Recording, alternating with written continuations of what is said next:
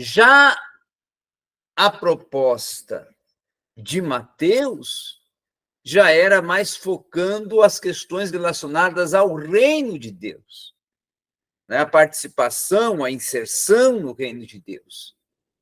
E também, claro, parábolas de cunho escatológico, porque Jesus vai desenvolver não só parábolas em Mateus, como nós vamos ver, de cunho escatológico, como também sermões de cunho escatológico, como o Sermão da Montanha. Tá? Uma outra questão também é as parábolas de Marcos. As parábolas de Marcos, nós vamos ver que elas são poucas, não é? Elas são, vamos dizer assim, uma que outras parábolas, não tem uma grande frequência de parábolas, Marcos, porém, o que é interessante e é importante nós estarmos questão de observando em Marcos, é que as parábolas de Marcos,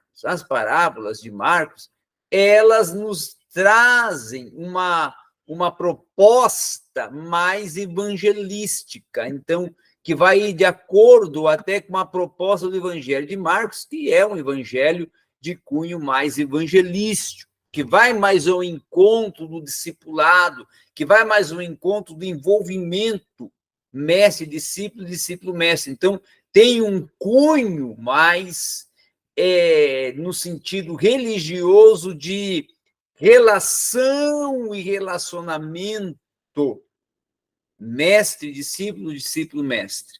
Tá? Então, essas seriam mais a questão de tendências e também particularidades.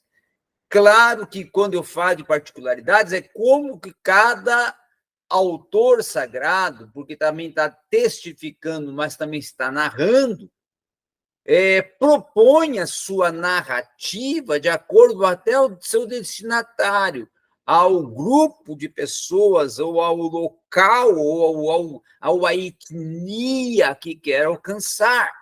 No caso das parábolas de Mateus, como está sendo dirigida a judeus, ela vai focar questões mais pertinentes daquilo que Mateus prioriza e vê que vai ter um grande enfoque e alcance para aquele determinado grupo, no caso, os judeus. Já Lucas, como evangelho voltado para os gentios, como também Marcos, vão ter uma proposta de desenvolver uma narrativa didático-pedagógica das parábolas, voltado mais para uma visão geral do que é o grande, vamos assim, anseio, ansiedade, necessidade, carência, propósito geral do seu evangelho ao estar alcançando aquele determinado grupo, ou, no caso dos gentios, uma diversidade de povos. Porque quando se trata de gentios, nós temos que pensar uma diversidade de povos, tá? Que era a grande parte da multidão que não era proveniente de Israel. Porque ali não era só a multidão de judeus, mas tinha também, em meio à multidão que ouvia Jesus, aqueles que não eram oriundos de Israel. Muito bem, vamos agora já para o nosso próximo slide. Hoje, como claro, nós não temos a importante participação que cada aluno concede e concebe nas suas perguntas, nós, às vezes, estaremos desenvolvendo ou indo num ritmo mais um pouco acelerado, não é? No quesito de não, muitas das vezes, determos-nos, né? Por não ter aquela questão muito importante, de suma importância, que eu valorizo demais, que é o diálogo aluno-professor, a dialética didático-pedagógica, que faz falta.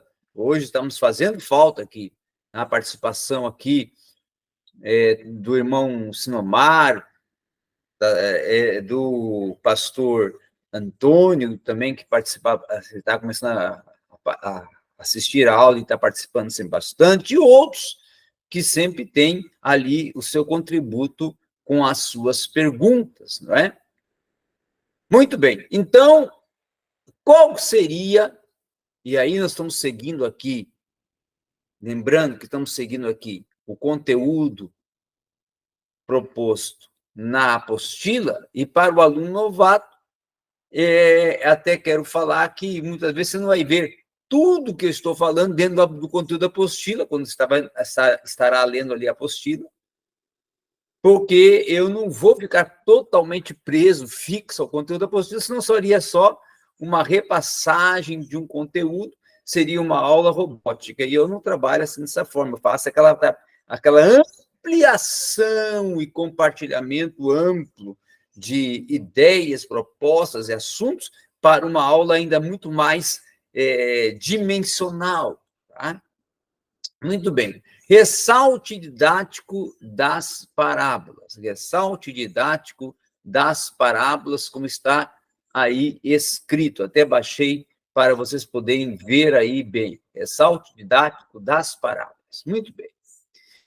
Quando nós tratamos sobre ressalte, é o que está ressaltando didaticamente. O que é um ressalte didático? É aquilo que destaca didaticamente ou que tem um sentido de destaque pedagógico, que tem um sentido de uma metodologia didática, de uma forma, de uma proposta de ensino.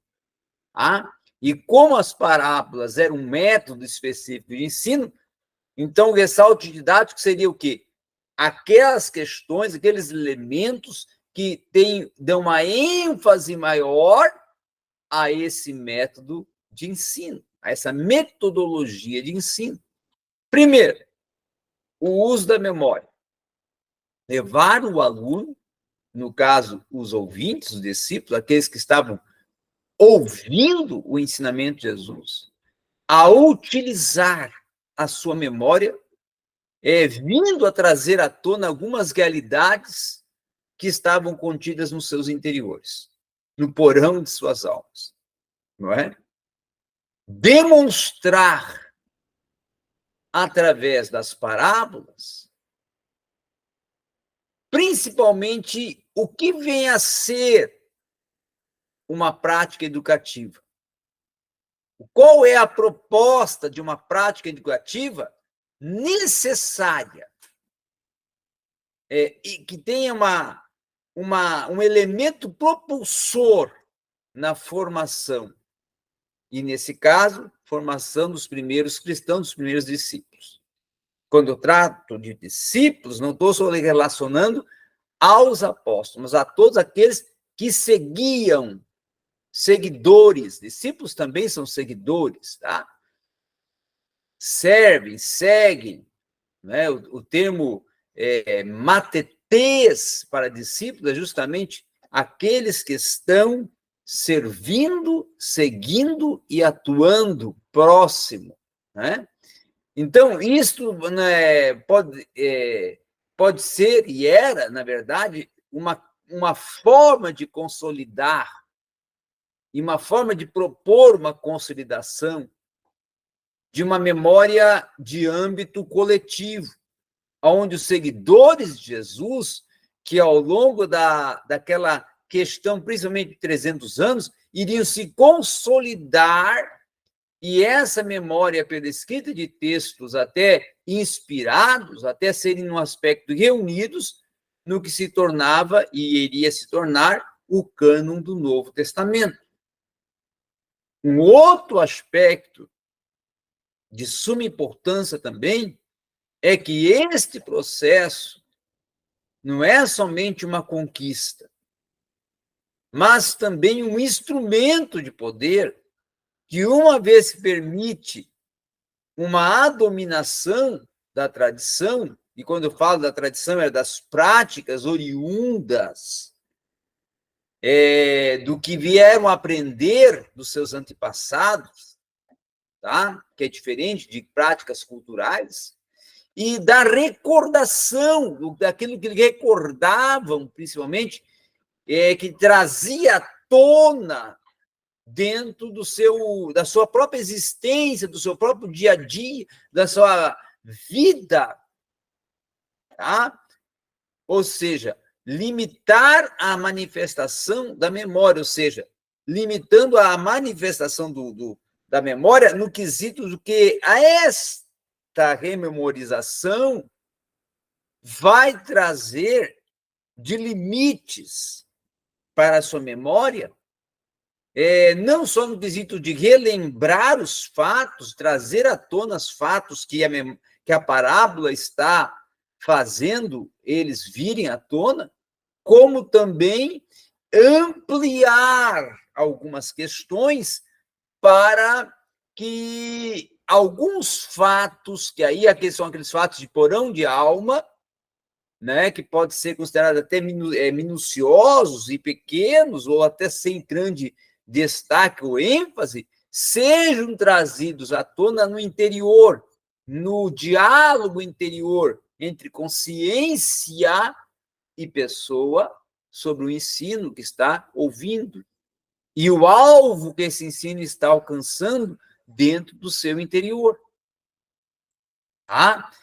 Então, é essa a grande manifestação, e esse é o grande sentido propulsor, principalmente do que nós falamos aqui, de um ressalto didático, de uma proposta que venha ressaltar esse método, ou de que vem esse método a trazer de um grande sentido, de uma grande ênfase, de uma grande proposta didático-pedagógica.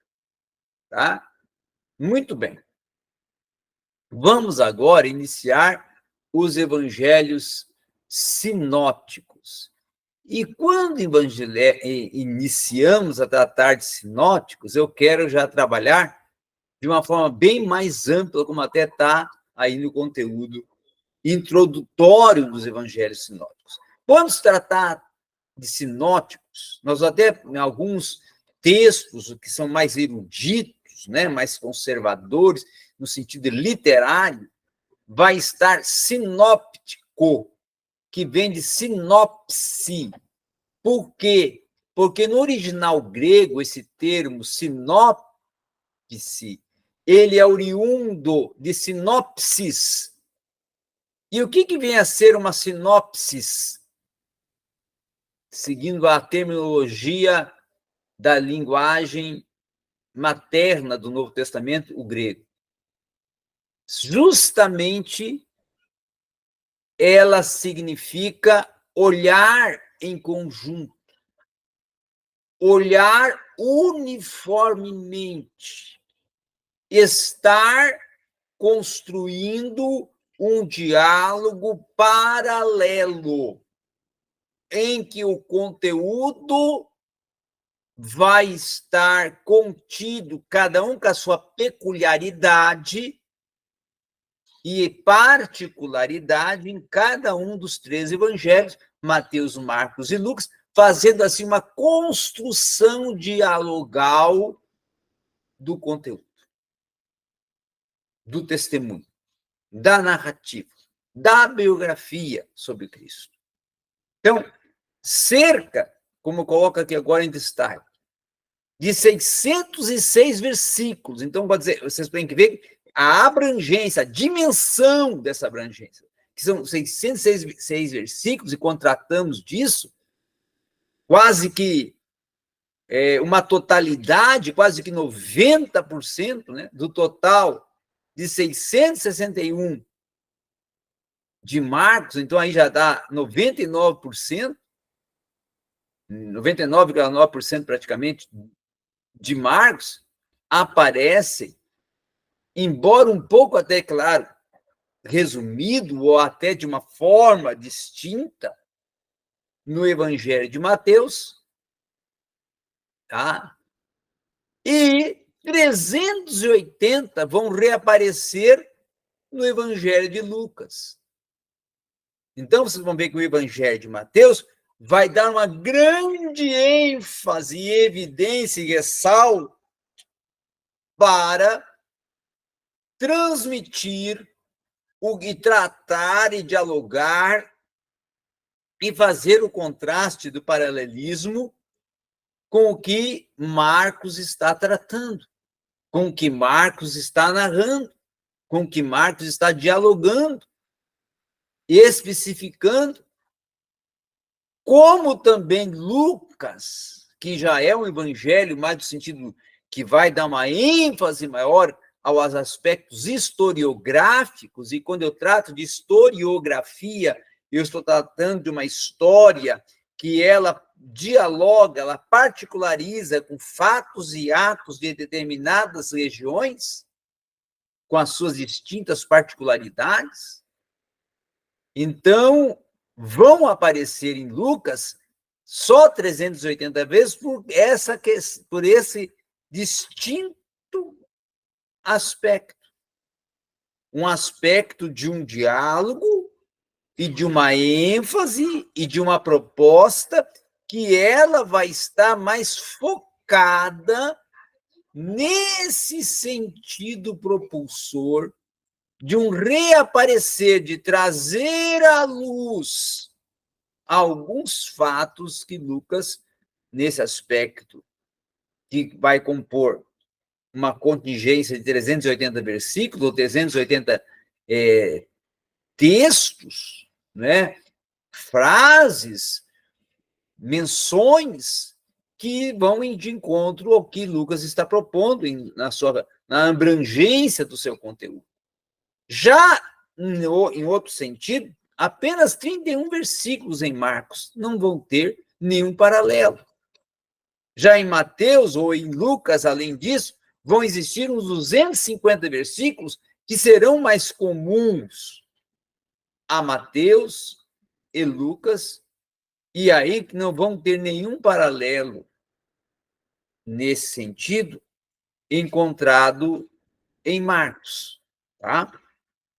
Então, para nós termos essa visão, esse olhar, essa proposta, essa ampliação, para até podermos compreender a dimensão do que é essa construção de paralelos, do que é essa construção de propostas, do que é essa construção de narrativas em que estão sendo feitas uma de encontro a outra, em conjunto, que é justamente esse conjunto é o quê? Indo uma ao encontro da outra, indo uma em confronto ao que o outro, no caso, Marcos indo de conta a Mateus, Mateus indo de conta a Marcos, Lucas indo de conta a Marcos e a Mateus, e assim fazendo entre os três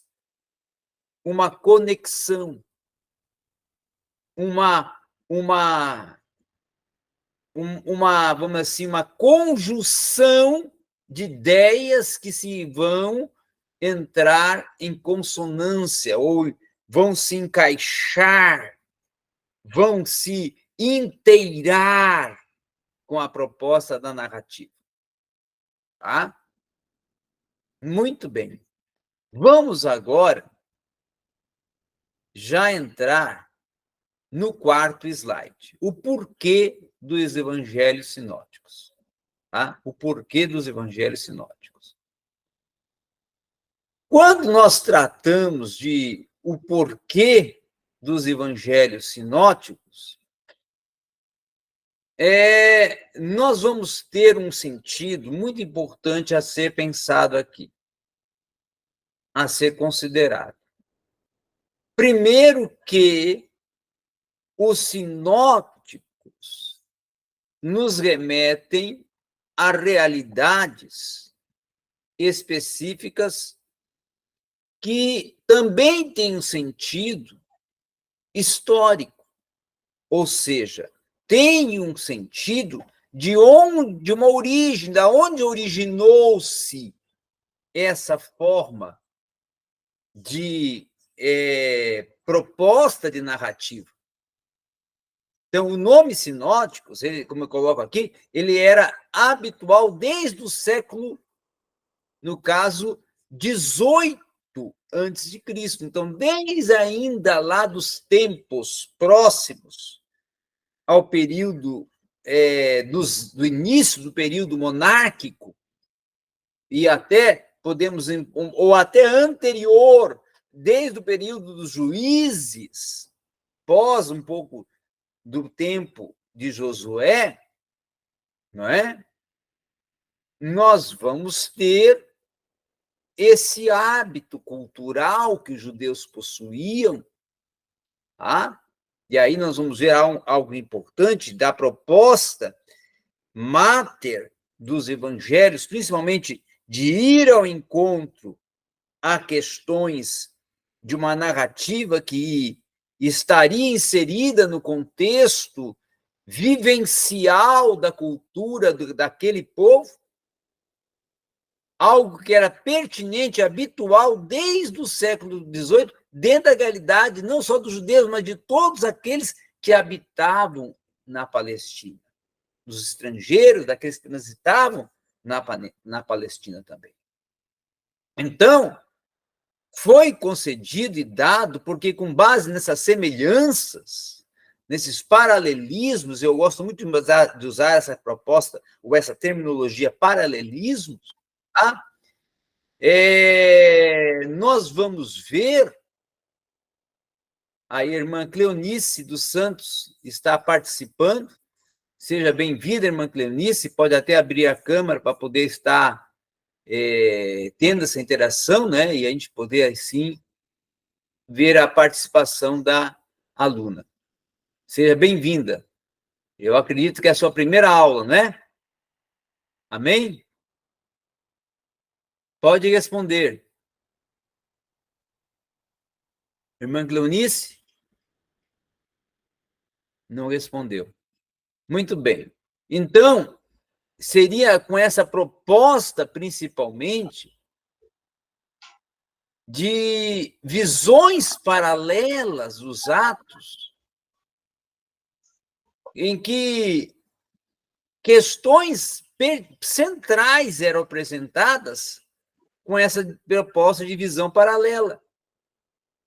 Atos distintos de Jesus, que cada um deles, nesse caso, teria o seu próprio caráter literário e teológico. Tá? O seu próprio caráter literário e teológico. Irmã Cleonice dos Santos. Isso. Pode abrir a câmera para nós lhe conhecermos aí. A senhora é a primeira vez que está participando, né? Com certeza. Amém. Veio lá da indicação do pastor Antônio? Antônio Marcos. Amém, graças a Deus. Nós já estamos aqui, vamos dizer assim, já uns 20, 30 minutos de aula, mas é importante a sua participação para a senhora já ir participando, sentindo como que é a aula, né? Lembrando que sempre, no caso que o aluno não puder estar presente, por algum compromisso, nós estaremos também enviando a aula pelo e-mail, viu? Tá ok, professor. Aí depois você até pode colocar o seu e-mail lá no grupo, depois que acabar a aula, que eu vou enviar a aula no sentido já, desde lá do início para a senhora, a aula total, né? Porque daí a senhora vai também ter a oportunidade de assistir ela completa durante a semana, ok? Tá bom, ok. Então, vamos continuando aqui a aula. Então, qual que é a importância dos sinóticos, no caso, para a irmã Cleonice aqui, que está participando aqui junto com a aula? A importância dos evangelhos sinóticos, e eu vou até aqui aumentar aqui e trazer à luz aqui o texto, é justamente trazer a narrativa dos atos e fatos, ou seja, da biografia e também dos atos. Quando eu trato de atos, eu trato de ações, de acontecimentos do dia a dia e da vivência missional de Jesus, ou seja, da sua obra de implantação do reino de Deus, da sua obra de cumprir o anúncio da mensagem salvífica. Então, a importância sinótica é justamente fazer esse entrelace, esse conjunto, esse olhar de um indo ao encontro de outro, como que cada um, tanto Mateus, Marcos e Lucas, compreendiam, viam, resolveram, se proporam de narrar, apresentar todo esse transitar de Jesus no seu cumprimento da sua missão. Então, é uma importância de que seja uma narrativa que venha estar indo uma ao encontro da outra e as três venham se encontrar e se encaixar em uma proposta que não venha a ser só bilateral, indo uma ao encontro de outra, não, mas seja também uniforme, que venha a ter uma uniformidade e até uma unidade de pensamento entre eles. É como se estivessem combinando, o que não ocorreu, claro, porque cada um escreveu esse evangelho em um tempo distinto, em um local distinto, e não houve uma combinação entre eles, mas a ação e intervenção do Espírito Santo, aí vem a inspiração do Espírito Santo, o Espírito dirigiu a Mateus, o Espírito dirigiu a Marcos, o Espírito dirigiu a Lucas a estarem os três utilizando esse método de sinopses justamente para que a construção das suas narrativas fossem narrativas que fossem um encontro da outra, para ir como se construindo um diálogo entre eles, uma proposta de informação em que uma ia ao encontro da outra, até para um aspecto interpretativo ainda mais amplo, de que até trazer à tona aqui uma regra geral da interpretação da Bíblia Sagrada, que um texto vai de encontro ao outro, então seja uma narrativa de Jesus indo de encontro ao outro, ou seja, a narrativa que Mateus está propondo, indo de encontro a Marcos, e a de que Marcos está propondo, indo de encontro a Lucas, e assim, um indo ao encontro do outro. Agora nós também vamos ter os dois objetivos do panorama sinótico no sentido geral, no sentido até de podermos ver qual que seria justamente o principal sentido dessa narrativa ou até desse propósito, tá?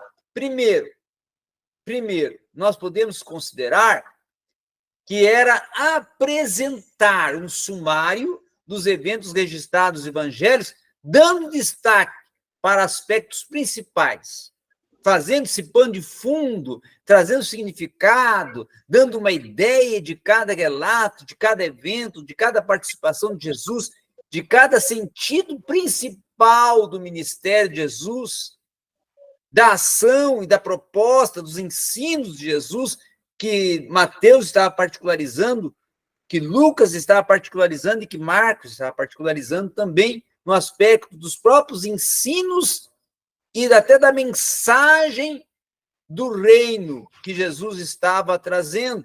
Então, uma outra questão também que temos que pensar é a justa posição dos evangélicos sinóticos na forma de que indicavam ou traziam à tona questões de um relato em que havia medidas de estruturas e ênfases que eram ressaltadas, que eram trazidas a um sentido de destaque, de ênfase, de procedimento, de ações e propostas que eram justificáveis no aspecto de por que Marcos está trazendo esta ênfase, que Mateus também está trazendo e Lucas também está trazendo, justamente com um sentido teológico.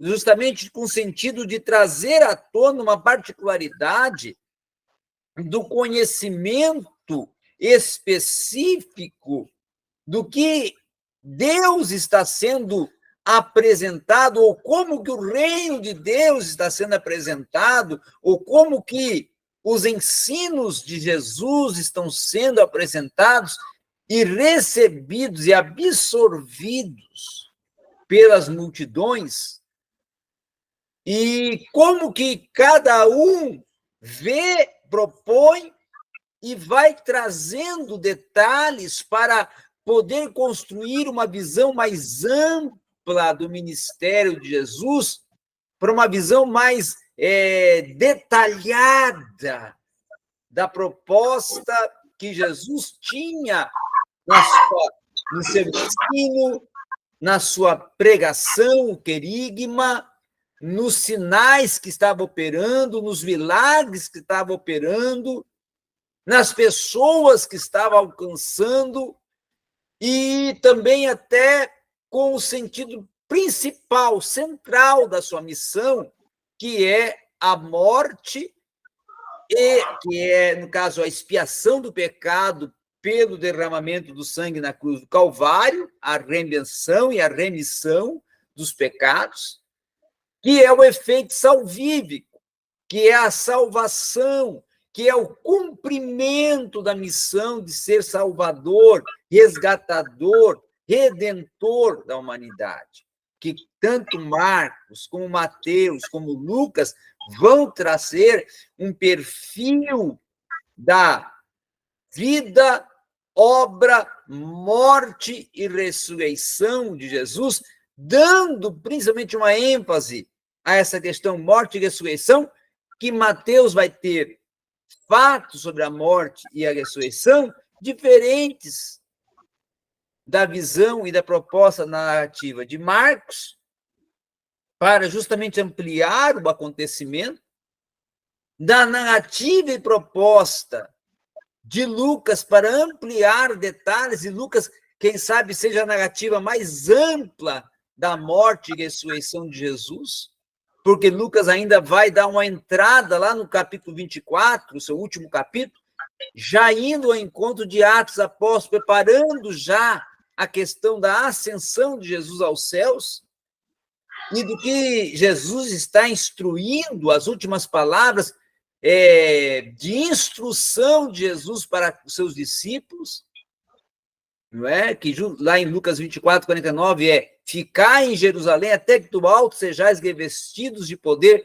dando um enfoque no revestimento de poder para cumprir a missão de pregar o arrependimento às nações, que depois vai ser também tratado, e aí Lucas vai também dar ênfase a esse assunto lá em Atos 1, 7 e 8.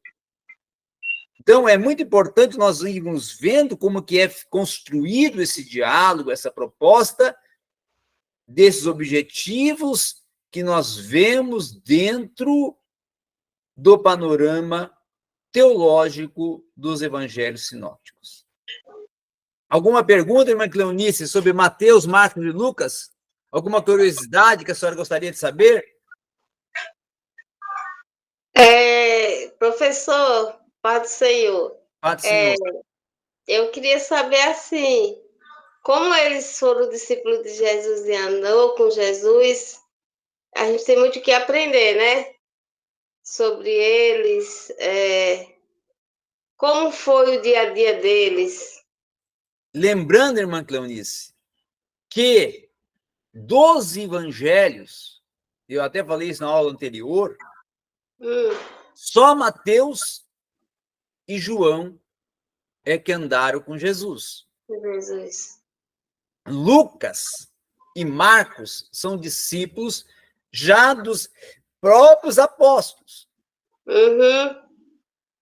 Marcos, no caso, serviu, atuou na sua missão junto a Paulo e depois junto a Barnabé, e também com Pedro. Já Lucas com Paulo e mais tarde, no fim, com Pedro. E claro que tanto Marcos, nós temos o fato, que eu até falei na aula passada, que ele foi não discípulo direto de Jesus, mas sua mãe é uma das primeiras convertidas, uma das primeiras alcançadas pelas pregações de Jesus, até porque nós temos a convicção e a certeza de que aonde a igreja se reunia, a igreja primitiva, justamente, em alguns momentos, era na casa da mãe de João Marcos, ou Marcos, que escreveu o Evangelho de Marcos. Então, ele não participou, não assistiu, não acompanhou, mas ele vivenciou através das experiências e dos relatos da mãe dele, que foi uma das primeiras a ser alcançadas por Jesus. Já Lucas é um outro aspecto, e Lucas vai ser uma outra particularidade, que ele vai trazer esse evangelho e construir o seu evangelho para até trazer com uma informação, um relato para um membro da corte, no caso, que era o Teófilo, para quem está Lucas dirigindo no aspecto central o seu evangelho e também o livro de Atos, não é? Mas, claro que a vivência deles, o dia a dia deles era um dia a dia de aprendiz. Porque estar com Jesus era ali para eles uma estadia de aprendizado, acompanhando e aprendendo, porque Jesus fazia 3 ações: ensinava, pregava e operava os sinais e os milagres para dar a confirmação aos seus ensinos e às suas pregações. E até com a proposta de ampliar o reino, que a grande proposta de Jesus nesse aspecto era a ampliação do reino. A ampliação do reino. Muito bem. Agora, indo um pouco mais para frente, para nós irmos já para o próximo slide. O slide número 5. Aqui nós vamos ver, nesse slide, justamente como foi construído essa questão paralela. Tá? Nós vamos ver, por exemplo, aqui até coloquei, infância. Mateus vai narrar a infância, desde lá do nascimento, desde até da genealogia. E aí a importância de trazer a genealogia justamente como um fato de trazer as origens e a construção da particularidade das gerações que estão inseridas no contexto do nascimento e da vinda, ou seja, a primeira vinda da manifestação do Verbo, quando Jesus tornou-se carne, foi encarnado. No sentido biológico, quais são suas origens, quais são suas descendências, quais são as gerações que foram desenvolvidas até chegar a ele. Aí estão lá, justamente no Evangelho de Mateus, capítulo 1 e 2, e também no Evangelho de Lucas, capítulo 1 e 2. Depois nós vamos ver a questão do batismo, que está especificado em não só Mateus, mas Mateus, Marcos e Lucas vão registrar, não é? Sobre o batismo, logo já no 3º capítulo. Nos 3 evangelhos está narrando sobre o batismo. O batismo de Jesus por João Batista, para que se cumprisse justamente as escrituras, não é? As profecias. E aí, depois já vem a tentação no deserto, que também Mateus, Marcos e Lucas vão narrar. E aí, na sequência, fazendo até um aspecto cronológico, a cura do paralítico do tanque de Betesda. Tá? Justamente no capítulo 9, já Marcos no capítulo 2 e Lucas no capítulo 5. Por que Marcos no capítulo 2 e Lucas no capítulo 5? Porque Mateus amplia mais a questão de um desenvolvimento, uma narrativa de ações pertinentes à implantação do reino. E Marcos já dá uma prioridade aos milagres. E Lucas dá uma prioridade também já a ações decorrentes do ensino que resultar em transformações e milagres. Assim também a profissão, né? Quando se trata de profissão, era justamente a narrativa de questões de cobradores de impostos e outras profissões e outras práticas que ali tinham dentro das realidades do povo em Mateus, Marcos e Lucas. O mesmo o rico, o jovem rico, a narrativa do jovem rico, que já é uma parábola, que vai ser também tratada em Mateus, Marcos e Lucas. É uma parábola que ela vai ter tanto no evangelho como no outro. A narrativa de Zebedeu vai ter também em Mateus, vai ter também em Marcos, e vai ter a resposta que, no caso, Jesus dá a Zebedeu, tratada e narrada no Evangelho de Lucas.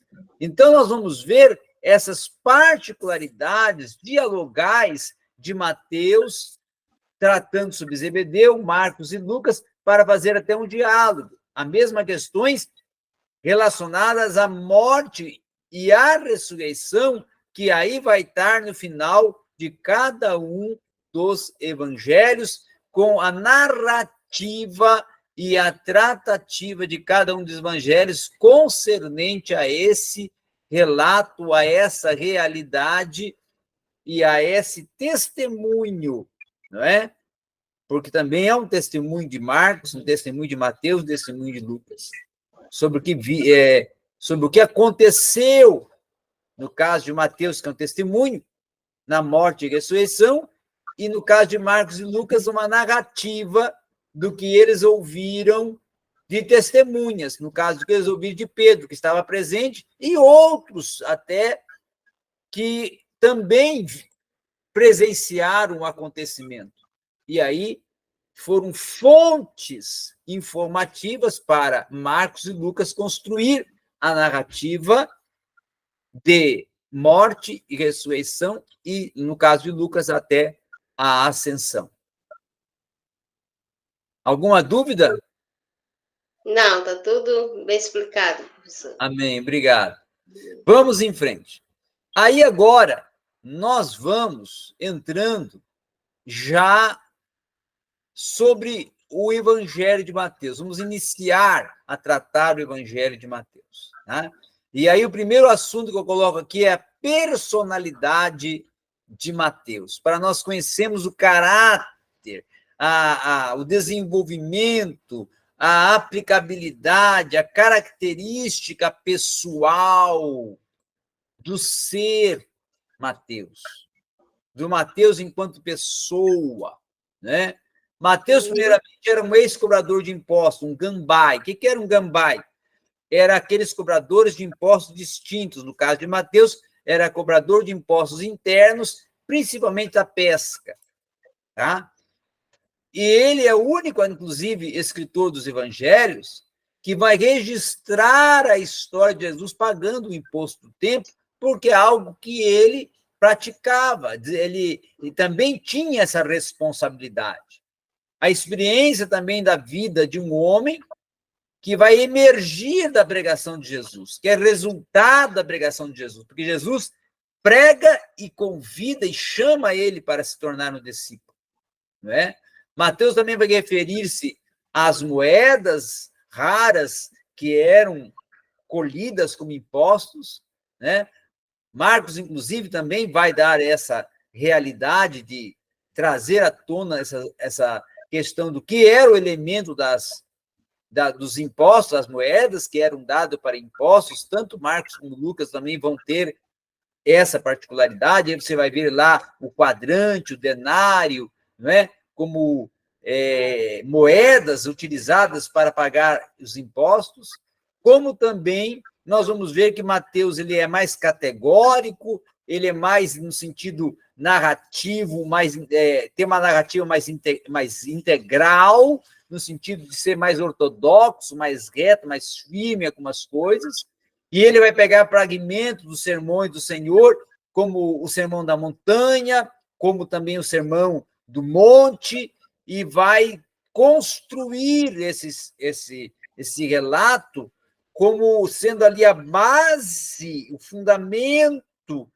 do Sermão da Montanha, do Sermão do Monte, ou do Sermão do Monte e do Sermão da Montanha, né? Porque primeiro o Sermão do Monte, depois o Sermão da Montanha, que vão servir de base para também, no caso, Lucas, quando trata desses dois sermões, que Marcos não vai tratar de uma maneira tão distinta como Mateus e Lucas. Tá? Já o destinatário de Mateus vão ser os judeus, porque justamente Mateus vai dar o enfoque a estar tratando sobre os judeus. Vai estar dando enfoque a redigir, a direcionar toda a sua narrativa para os judeus, para que eles ficassem a par do que vinha a ser o Messias. Porque a grande proposta de Mateus era essa, né? A data, justamente, então, nós vamos ter uma proximidade de 80 a 100 depois de